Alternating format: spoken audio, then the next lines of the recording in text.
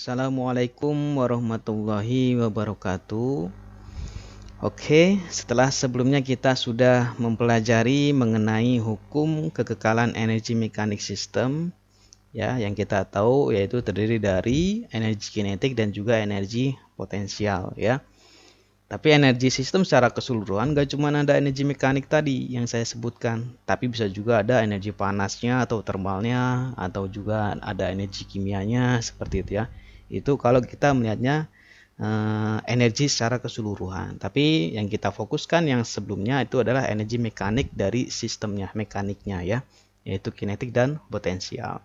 Nah, sekarang untuk video kali ini saya akan membahas mengenai hukum kekekalan momentum linier. Jadi sekarang kita akan fokus ke momentumnya. Kalau yang kemarin adalah energi sistem, sekarang momentum sistem.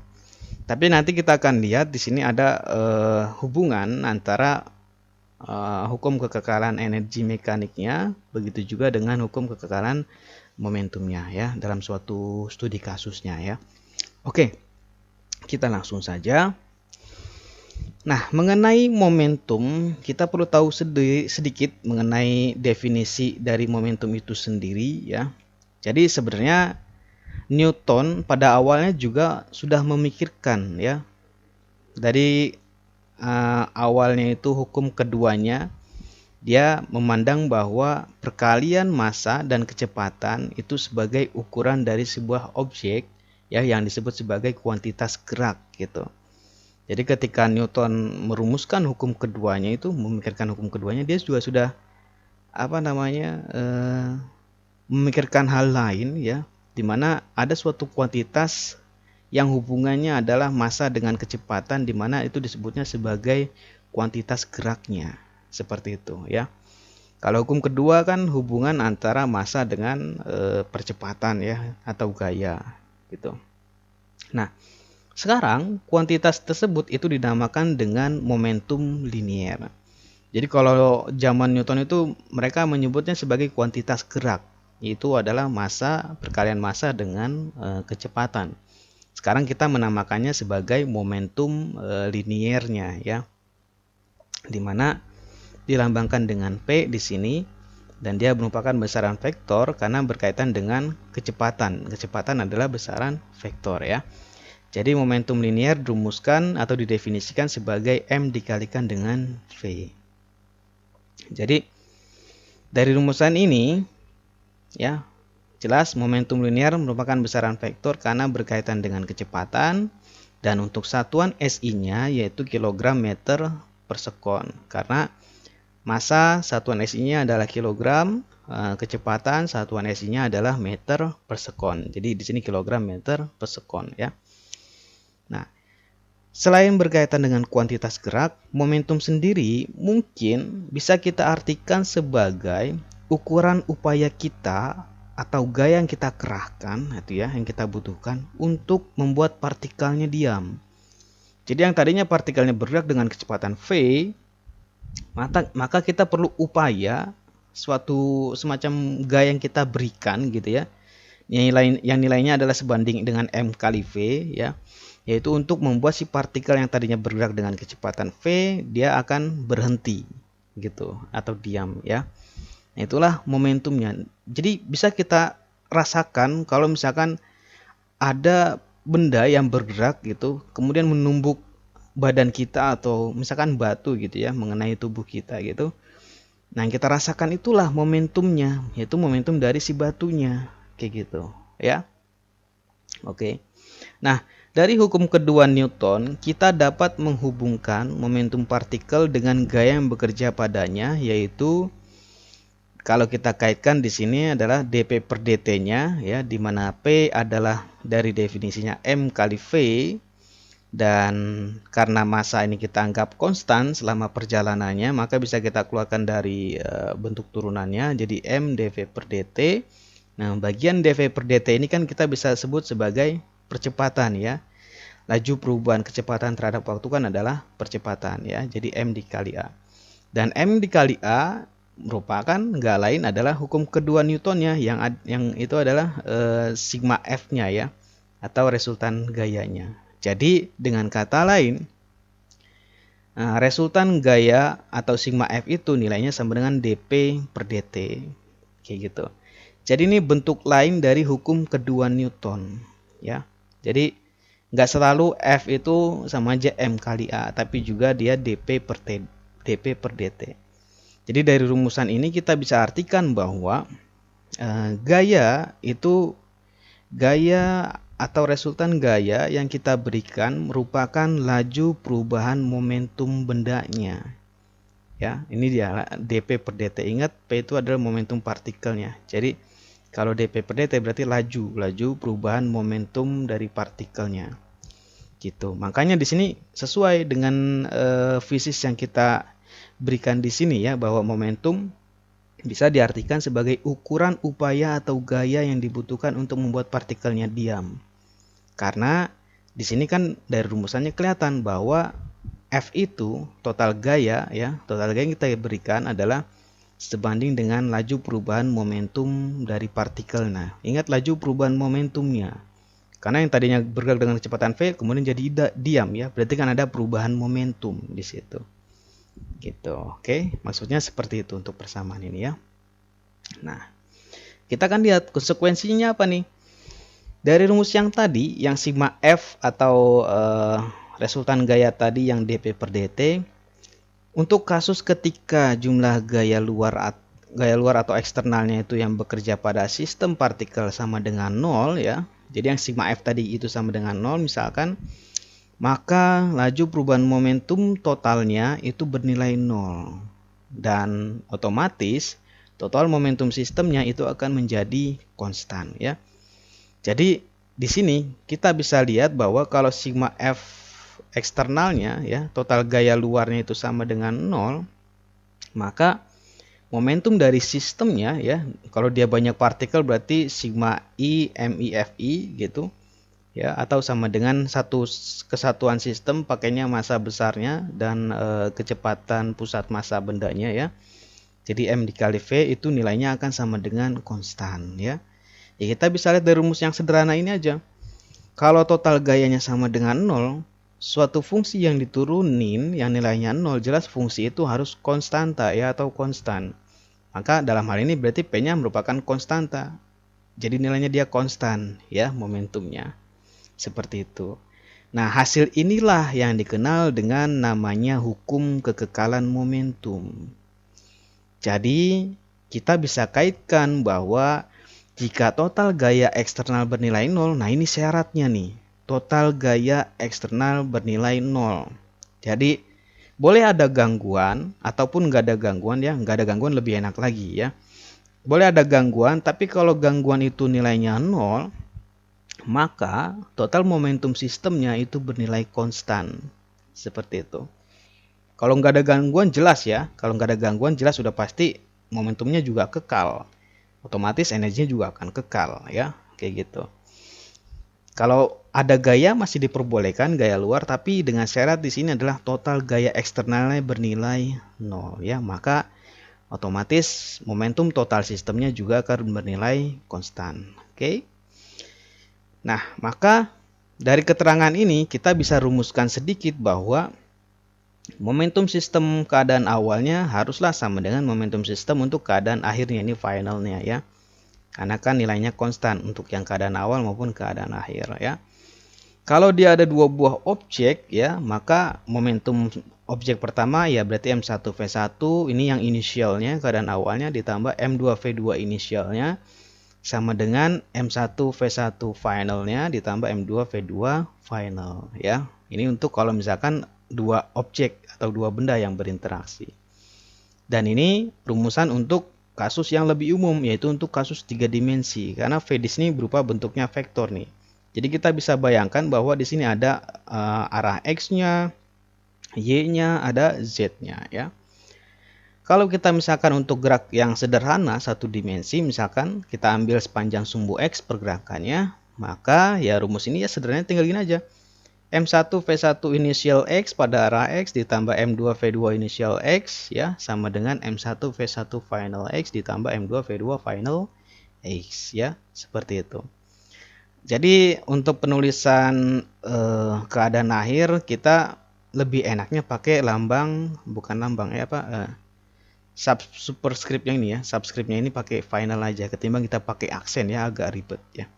Jadi I untuk menandakan keadaan awal, F untuk menandakan keadaan akhirnya ya.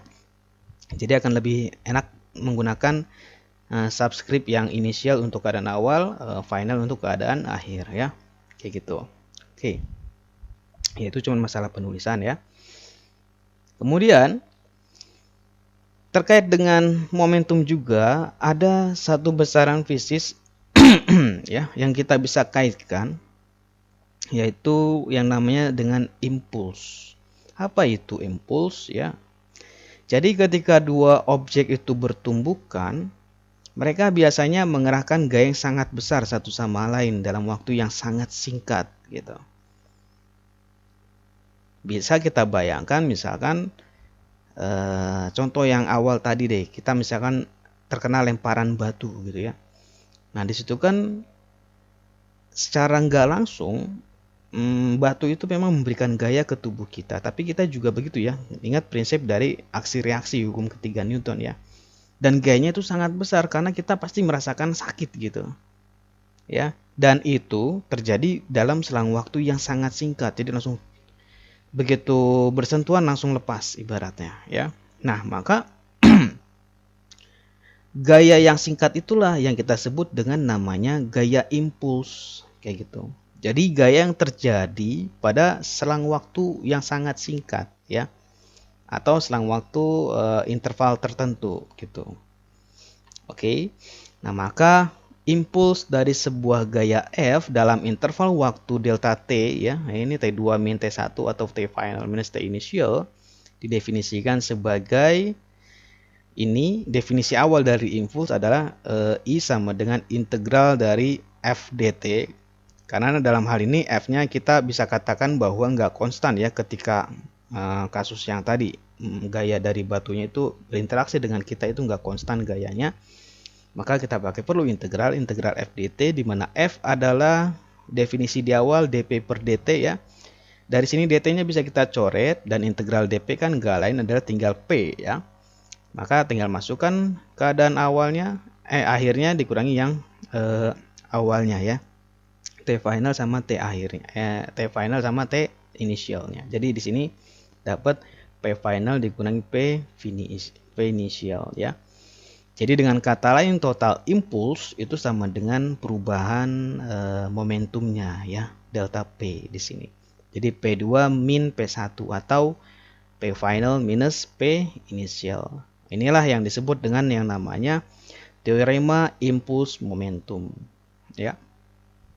Nah, dari definisi impuls tadi ya, di mana dia merupakan gaya yang bekerja pada interval waktu tertentu, maka ini kita bisa kaitkan nanti kalau I-nya kita ganti dengan F rata-rata, gaya rata-ratanya ya, dikalikan dengan delta T-nya, itu bisa dikaitkan dengan delta P-nya ya. Jadi F dikali delta T sama dengan delta P. Ya, ini dua definisi dari momentumnya.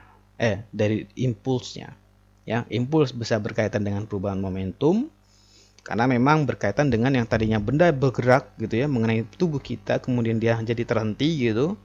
Bisa juga karena ada gaya yang bekerja dari benda yang batu tadi ke tubuh kita ya dalam interval waktu tertentu yang delta T. Seperti itu ya. Oke. Nah, sekarang jenis-jenis tumbukan ya. Jadi kan tadi impuls berkaitan dengan tumbukan juga sebenarnya atau momentum. Nah, untuk jenis-jenis tumbukan, yang pertama ada istilahnya tumbukan tidak elastik sempurna.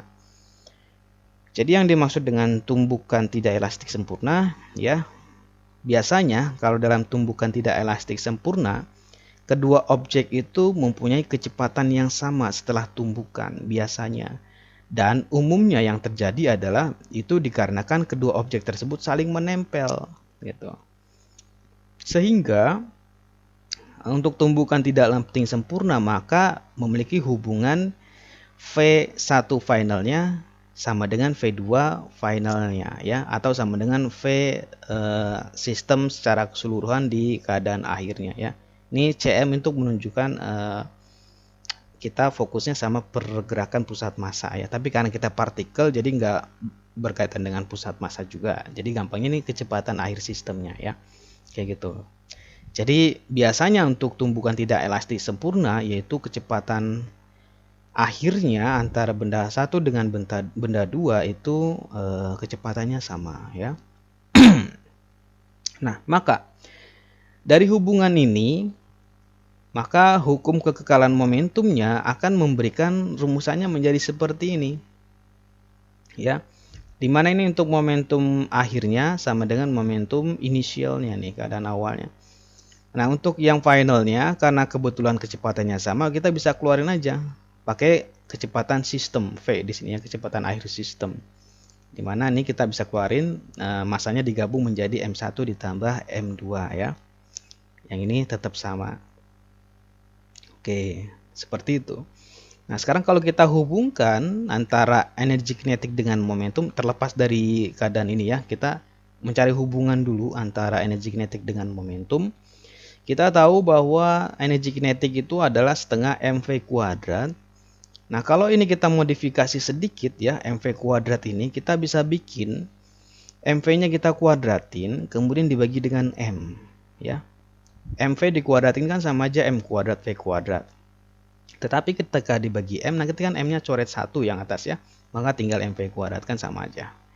Nah, maka dari bentuk ini, karena MV sendiri adalah merupakan definisi momentum, maka ini kita bisa ganti menjadi P ya, P kuadrat per 2M.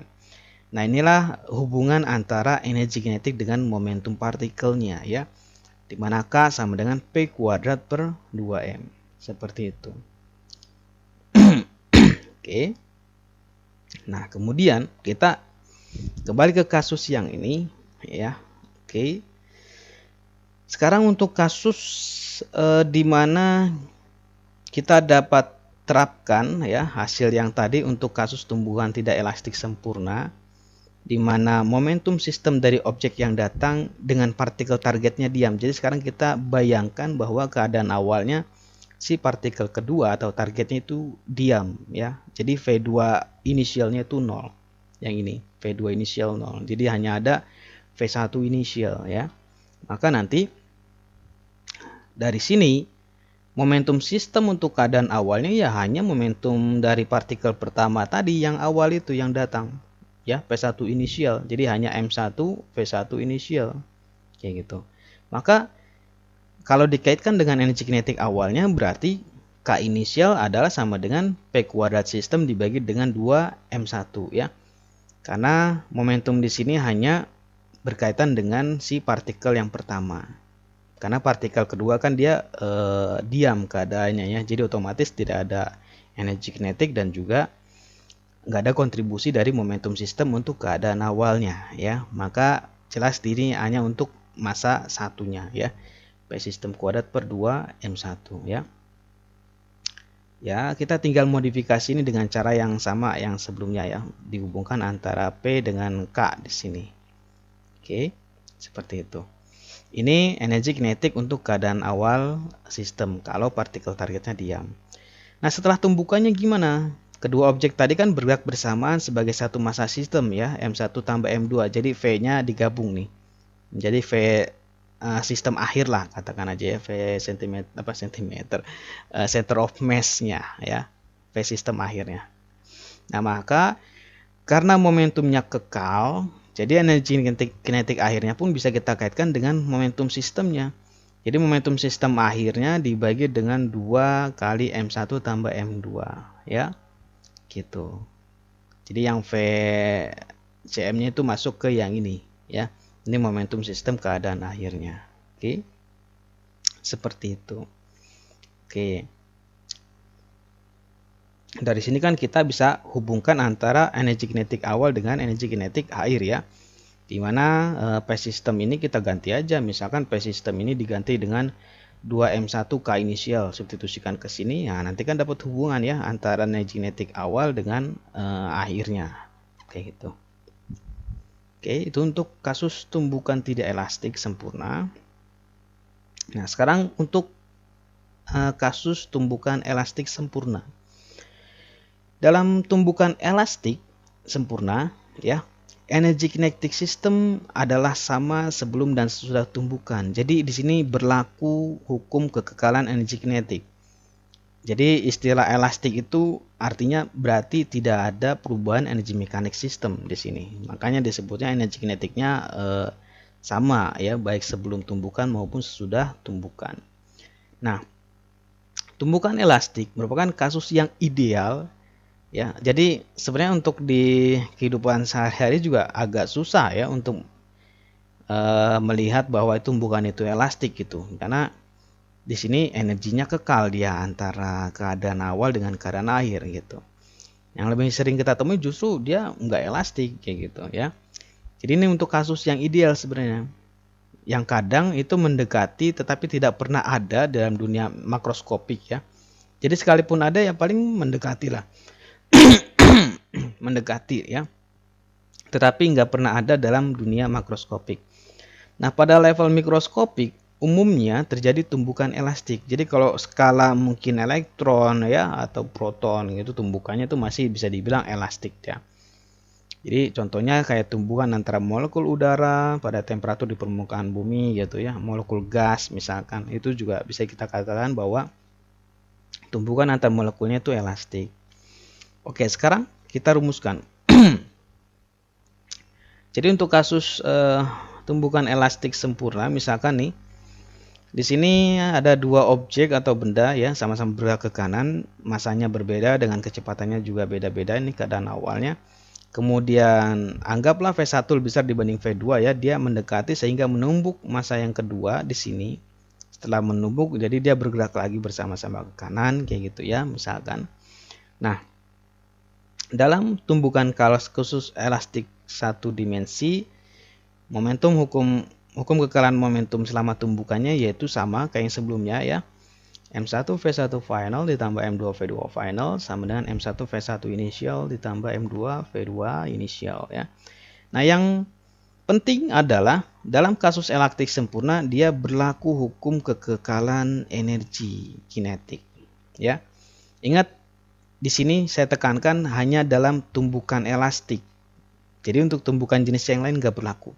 Hanya dalam tumbukan elastik, energi kinetik sebelum dan sesudah tumbukan itu bernilai sama.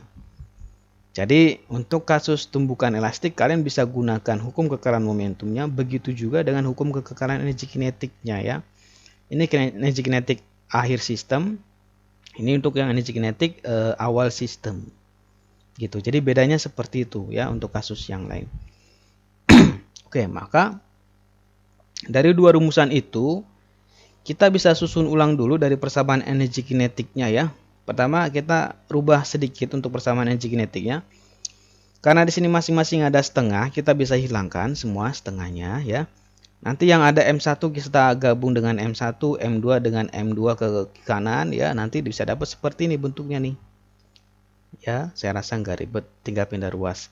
Nah, dari bentuk yang ini kita tahu bentuk yang V2F kuadrat min V2I inisial kuadrat kan sama aja bisa kita faktorkan seperti ini. Anggaplah kayak A kuadrat min B kuadrat. Faktornya kan A min B dikali A plus B ya. Nah, yang ini juga pun nanti bisa kita pecah seperti ini. Kayak gitu ya. Maka dari persamaan ini nanti bisa dijabarkan bentuknya seperti ini. Oke, itu ya. Ini bentuk dari hukum kekekalan energi kinetiknya tadi. Nah, sekarang kita kaji untuk yang hukum kekekalan momentumnya ya, bentuknya ini seperti ini. Dengan langkah yang sama kita kumpulkan massa yang satu dengan massa yang satu, M2 dengan M2 ya, maka nanti yang M1 akan dapat bentuknya seperti ini. Ini M2. Jadi M2 di sini kita bisa pindahkan ya yang inisial ke sini. Makanya dapat di sini V2F V2 final dikurangi V2 inisial ya. Yang M1 V1 finalnya pindah ke kanan nanti dapat seperti ini. Oke. Nah, dari dua rumusan yang sudah kita peroleh ini kita tinggal gabungkan. Maka kita lihat bahwa hubungan M2 V2 final min V2 inisial sama dengan M1 V1 inisial min V1 final ya. Jadi lihat bentuk ini itu kan sama dengan bentuk yang ini kan, sesuai dengan persamaan kedua ya. Jadi ini kita bisa langsung coret aja nih. Nah, ini hilang. Maka tinggal sisa yang ini ya, suku kirinya, suku kanannya tinggal yang ini. Nah, seperti ini ya. Atau dapat kita tulis menjadi, kita kumpulkan untuk yang keadaan inisial yang final dengan yang final ya. Nah, maka yang V2 inisial kita bisa pindahkan ke kanan, maka dapat yang ini. V1 final kita pindahkan ke kiri ya, nanti dapat yang ini. Gitu. Inilah bentuk akhir dari penggabungan antara hukum kekekalan energi kinetik dengan dengan momentum liniernya untuk kasus tumbukan elastik ya. Nah, hubungan ini dapat diartikan sebagai kecepatan relatif dalam tumbukan elastiknya, kecepatan relatif. Apa maksudnya kecepatan relatif? Kita lihat ya. Kita lihat bentuknya kan seperti ini. V1 inisial min V2 final sama dengan V2 inisial sama dengan V2 final min V1 final ya. Kita lihat hubungannya. Hubungan yang sebelah kiri, tadi dia V1 inisial min V2 final. Kita lihat tandanya. V1 inisial itu positif, berarti anggaplah dia arahnya ke kanan ya. Itu arah positif kita ke kanan. Nah, ini V2 inisial itu dia ke kiri ya. Ini yang ini, minus ini. Nah, otomatis yang bagian V1 inisial min V2 inisial itu kan sama aja kayak gabungan antara vektor kecepatan dari partikel pertama dengan yang kedua ya. Jadi bentuk yang V1 inisial min V2 final itu kayak semacam kecepatan relatif ketika kedua benda tersebut saling mendekat. V1 ke kanan, bergeraknya V2-nya ke kiri ya. Jadi dengan kata lain besaran ini itu menunjukkan kecepatan relatif ketika kedua benda itu datang saling mendekat seperti itu. Jadi kelajuan mereka relatif saling mendekatnya ya. Nah, sekarang kita kaitkan ke yang finalnya. Yang finalnya kita bisa rubah bentuknya seperti ini ya. Jadi minusnya kita keluarin, bentuk yang ini kita keluarin minusnya. Nanti V1-nya di sini berubah jadi positif ya, V2-nya negatif, nanti dapat seperti ini ya, seperti itu. Nah, bentuk V1 final min V2 final karena dia ini minus nilainya ya, maka dia ke kiri. Ini kayak semacam resultannya ya, sudah resultan kecepatan untuk keadaan akhirnya ini ke kiri karena dia minus. Nah, kita lihat yang bagian ininya. V1 final itu dia positif berarti ke kanan arahnya. V2 final dia minus berarti arahnya ke kiri. Nah, artinya bentuk V1 final min V2 final ini kita bisa katakan bahwa dia kayak semacam merupakan kelajuan atau kecepatan relatif ketika dua partikel tersebut saling menjauh kayak gitu ya. Jadi untuk kasus elastik biasanya dua buah benda yang datang dari arah yang berlawanan, dia mempunyai kecepatan relatif saling mendekat. Nah, ketika bertumbukan, maka dia nanti ada kecepatan relatif saling menjauhnya ya. Yang inilah bentuk yang V1 final min V2 final ya. Itu. Jadi ada hubungan antara kecepatan relatif mereka saling mendekat dengan kecepatan relatif mereka saling menjauh setelah tumbukan. Itu fisis gabungan antara tadi hukum kekekalan momentum dengan hukum kekekalan energi. Tapi ini untuk kasus tumbukan elastik sempurna gitu. Jadi biasanya perilakunya seperti ini untuk hukum kekekalan untuk kasus tumbukan elastik sempurna ya. Oke. Nah, tapi seperti yang sudah saya sampaikan ya, tumbukan yang pada umumnya terjadi itu selalu terjadi di antara kasus elastik dan kasus yang tidak elastik gitu. Jadi selalu di antara itu ya. Jadi untuk tumbukan yang biasanya terjadi itu biasanya selalu terjadi di antara kasus elastik, yaitu di mana kecepatan relatif menjadi terbalik. Relatif terbalik itu maksudnya yang mendekat dia arahnya tadi ke kanan ya. Kita lihat lagi ini. Kemudian ada yang saling menjauhnya ya kayak gitu. Jadi saling terbalik dia. Dan kasus yang tidak elastik sempurna di mana tidak ada kecepatan relatif setelah tumbukan. Jadi biasanya kasus tumbukan yang sering terjadi itu umumnya di antara yang elastik dengan yang tidak elastik sempurna gitu. Nah, untuk menentukan ukuran itu kita namakan suatu kuantitas, perlu kuantitas yang baru ya. kita sebutnya sebagai koefisien restitusi di sini. Jadi koefisien restitusi inilah yang merupakan ukuran elastisitas tumbukannya gitu. Ya.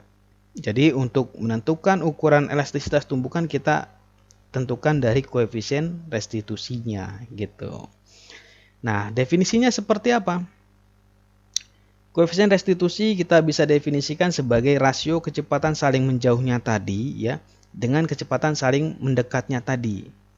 Jadi V yang ini keadaan akhirnya yang saling menjauh ya dengan V keadaan awal yang saling mendekat ya. Jadi V1 final min V2 final per V2 inisial min V1 inisial. Sebenarnya ini hasil ini tuh didapat dari yang sebelumnya nih. Nih yang ini ya. V1 final min V2 final yang ini ya. Sama dengan V2 ini per V2 inisial min V1 inisial. Jadi kayak semacam minusnya ini kalian kalikan aja ke sini nih. Ya, ini jadi ntar V2 inisial min V1 inisial. Nah, nanti dapat seperti ini. Jadi awal koefisien restitusi itu didapat dari hasil tumbukan elastik sempurnanya ya. Nah, makanya itu sebagai acuan kita bahwa dengan perbandingan inilah kalau dia memenuhi perbandingan ini kita sebut dia sebagai tumbukan yang elastik sempurna ya. Itulah keadaan di mana nilai E-nya sama dengan 1. Karena mereka saling terpenuhi ya antara ini sama ininya nih.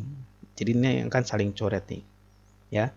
Sedangkan untuk tumbukan tidak elastik sempurna, maka dia nilainya sama dengan 0. Karena ingat yang tidak elastik sempurna, kecepatan akhir mereka itu sama ya, makanya nilainya 0.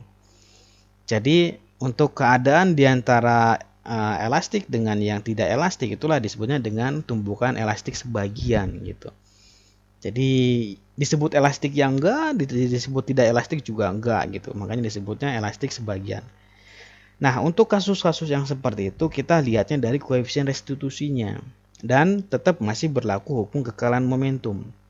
Yang tidak berlaku adalah hukum kekalahan energi. Hukum kekalahan energi hanya berlaku pada kasus untuk yang tumbukan elastik ya.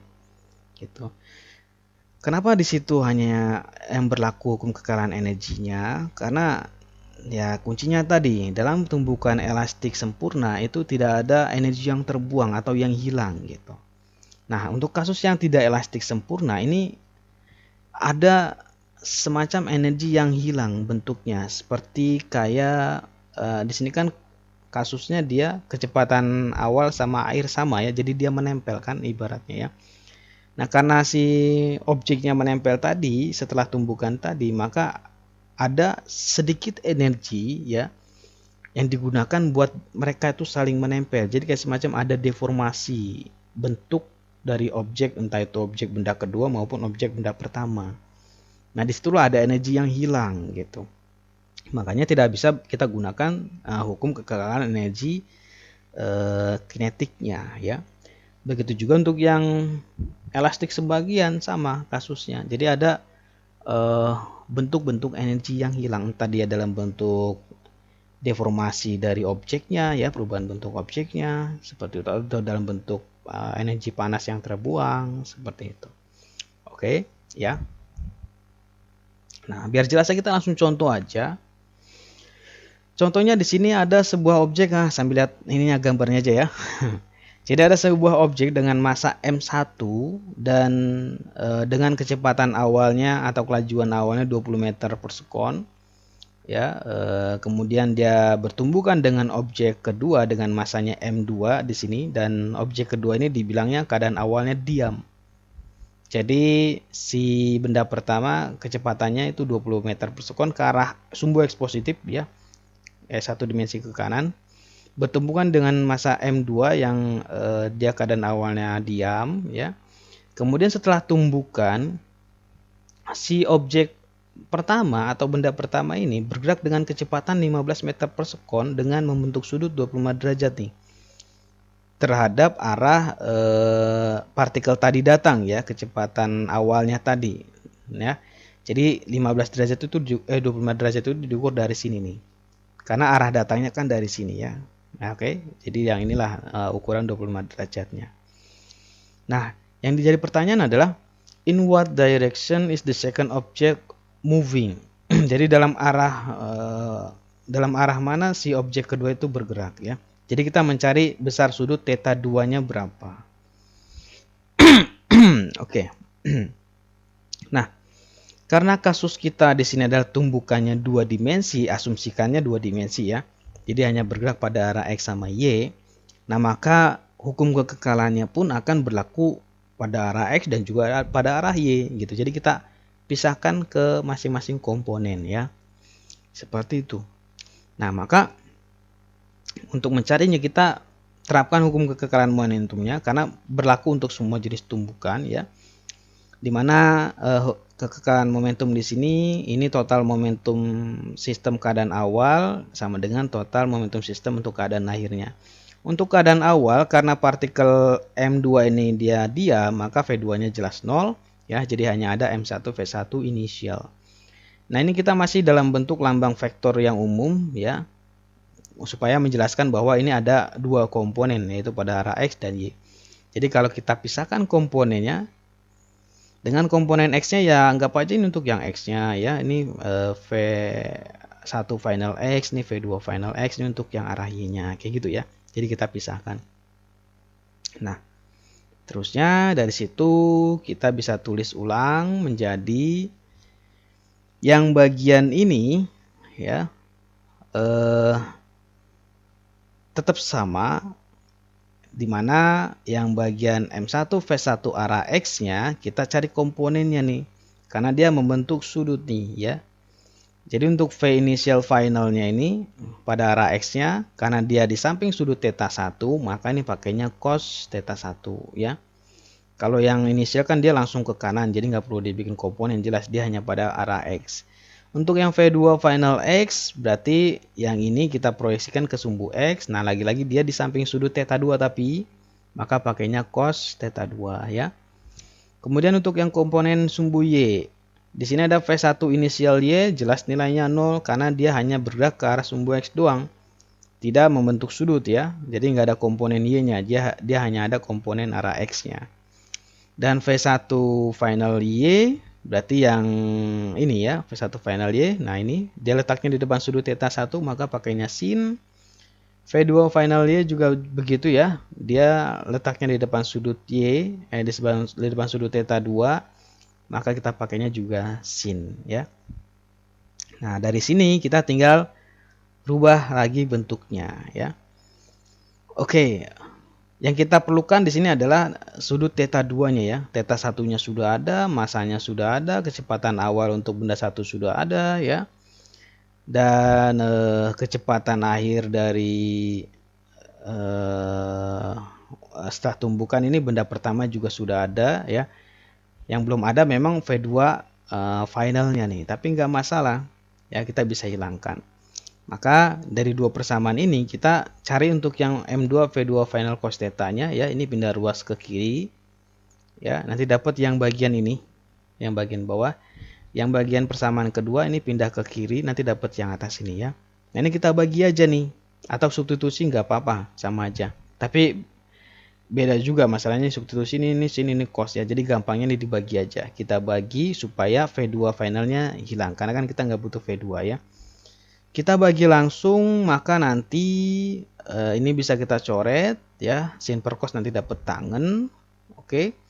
Yang ini dibagi dengan ini ya, nanti dapatnya seperti ini ya, tinggal dibagi biasa, maka dari situ dapat tangan theta 2-nya ya. Ini boleh kalian sederhanakan atau boleh langsung masukkan nilainya, nggak masalah juga. Di sini kita sederhanakan lagi bentuknya, yaitu kita bagi masing-masing atas bawahnya dengan M1 V1 final. Maka ini hilang ya. Ini M1 dibagi dengan M1 ya, bukan M inisial, ini salah nulis dia. M1 V1 inisial dibagi M1 V1 final, nanti dapat yang ini ya. Yang ini nanti hilang juga habis. Nah, tinggal sisa ini doang. Baru kalian tinggal substitusikan angkanya ya, sin 25, yang V inisialnya 20, finalnya 15, oke.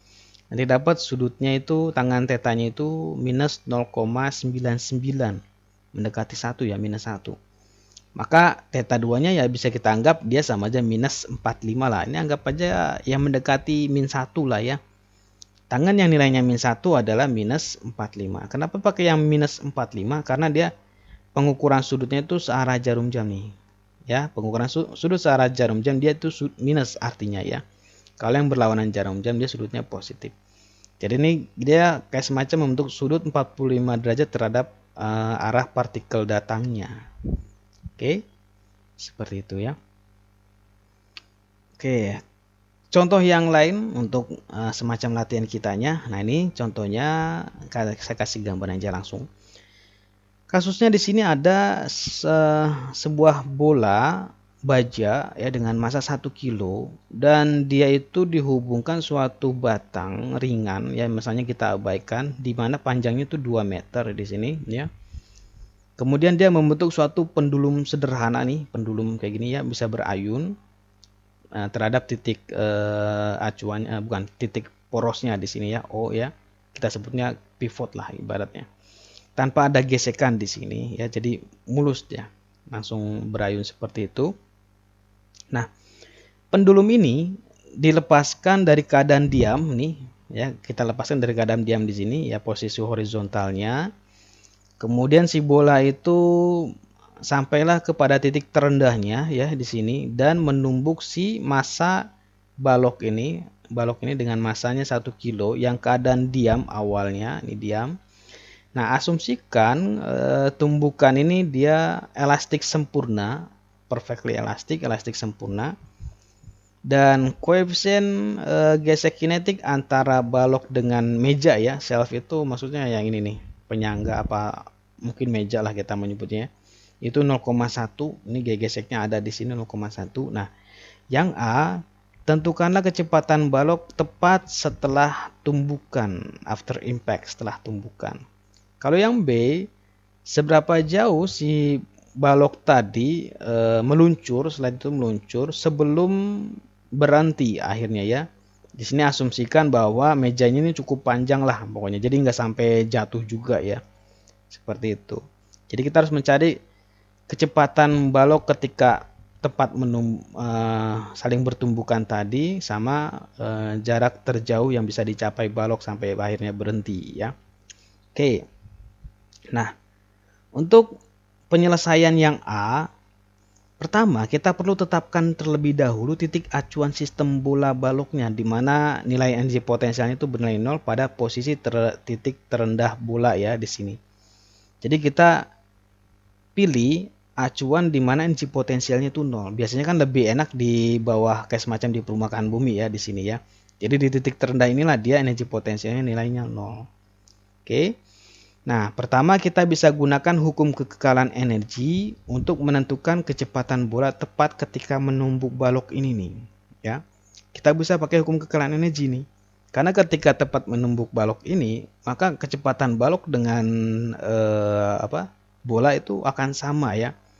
Jadi dia akan energinya ditransfer di sini, jadi kecepatan bolanya di sini akan lanjut lagi ke baloknya ya. Jadi kecepatan bola sama balok tepat bertumbukan itu sama nilainya. Oke. Kita terapkan hukum kekekalan energinya ya, di mana U initial potensial awal ditambah kinetik awal sama dengan final, U final ditambah kinetik final. Maka dari sini untuk yang energi potensial awal jelas yaitu keadaannya di sini ya, yaitu massa bolanya dikalikan G dengan H-nya, MGH ya. MGH ditambah kinetiknya 0 karena keadaan awalnya di sini adalah bolanya diam ya. Terus energi potensial akhir si bola jelas di titik terendahnya tadi kita ini sebagai acuan potensial 0 ya, makanya ini 0 ditambah energi kinetik akhir bolanya setengah mv kuadrat ya. Nah, dari sini kita peroleh kecepatan bolanya, massa bola kan hilang ya. Jadi dapat akar 2GH, 2-nya ke sini jadi akar 2GH. Substitusikan nilainya, G-nya 9,8 dengan H-nya, asumsinya nih H-nya itu, jadi si bolanya ini kita asumsikan nggak punya dimensi ya, nggak punya ukuran jari-jari atau diameternya gitu. Kecuali kalau ada ukuran diameternya berarti kita perlu tambahkan lagi ini panjangnya ya. Jadi ini kita anggap sebagai dia partikel titik nih, nggak ada dimensinya. Makanya hanya 2 meter ya. Jadi ini kesini doang nih. Padahal 2 meter itu kan kayak semacam panjang batangnya doang kan. Gitu ya. Jadi asumsinya dimensi dari bolanya kita abaikan, kita anggap sebagai partikel titik. Nah, dapat kecepatan bolanya sekian, 6,26 meter per sekon. Di mana ya kecepatan bola sama aja kecepatan baloknya. Ya, jadi pasti akan sama kecepatan awal balok nantinya di sini. Ya, jadi kita bisa bulatkan di sini nilainya 6,3 meter per sekon. Inilah kecepatan awal balok ketika bertumbukan itu, ya. Kemudian untuk yang B, untuk menentukan jarak terjauh yang dapat ditempuh balok sebelum berhenti, kita bisa gunakan persamaan gerak untuk percepatan konstannya dulu. Gitu. Karena diketahui di situ adalah kecepatan awal baloknya ya. Oke. Nah, kecepatan dikaitkan dengan perpindahan baloknya sampai dia berhenti, kecepatan akhirnya 0. Kita kan bisa cari percepatan konstannya ya. Jadi kita bisa gunakan persamaan gerak untuk percepatan konstan, yaitu, nah ini kalian sering pasti lihat ya, V final kuadrat atau VT kuadrat biasanya kan sama dengan V0 kuadrat gitu kan, ditambah 2AS ya, atau 2A delta X. Di sinilah perpindahannya, nah, atau jaraknya ya. Oke, dari situ substitusikan di sini kecepatan akhirnya 0 karena kita pengen sampai akhirnya dia berhenti ya. V inisialnya sudah ada ya, yang sama dengan tadi V bolanya. A-nya belum ada, delta X-nya nggak ada, ya nggak apa-apa. Kita dari sini kan dapat hubungan delta X-nya dulu. Jadi delta X-nya itu nilainya adalah minus V inisial kuadrat dibagi 2 kali percepatan baloknya. Jadi dengan mencari percepatan balok kita akan peroleh nilai jaraknya ya.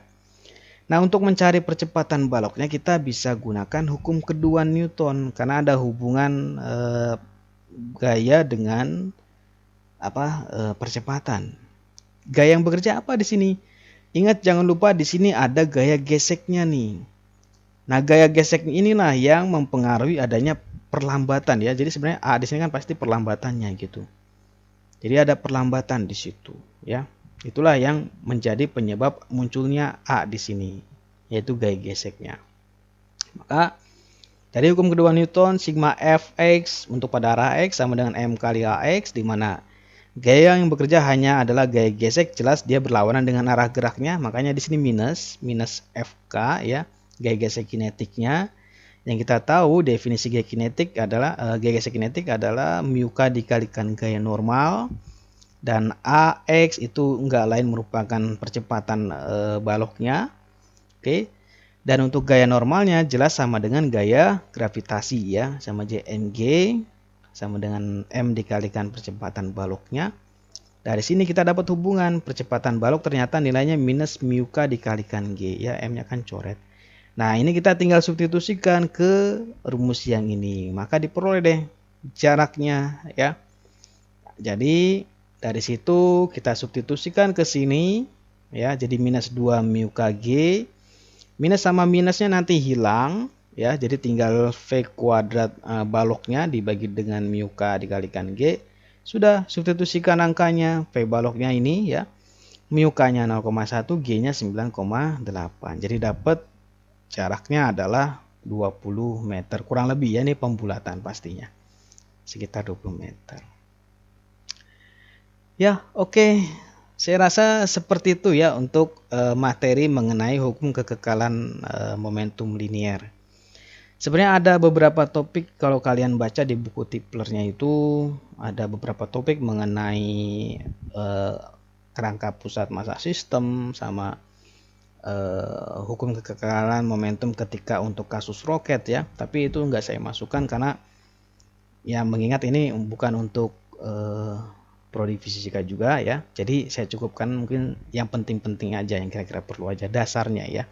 Dasar dari teori tumbukannya ya. Oke, mungkin sisanya kalian bisa pelajari sendiri kalau itu. Oke. Ya, jadi saya rasa untuk pembahasan kita cukup sampai sini dulu ya. Kurang lebihnya saya mohon maaf. Wassalamualaikum warahmatullahi wabarakatuh.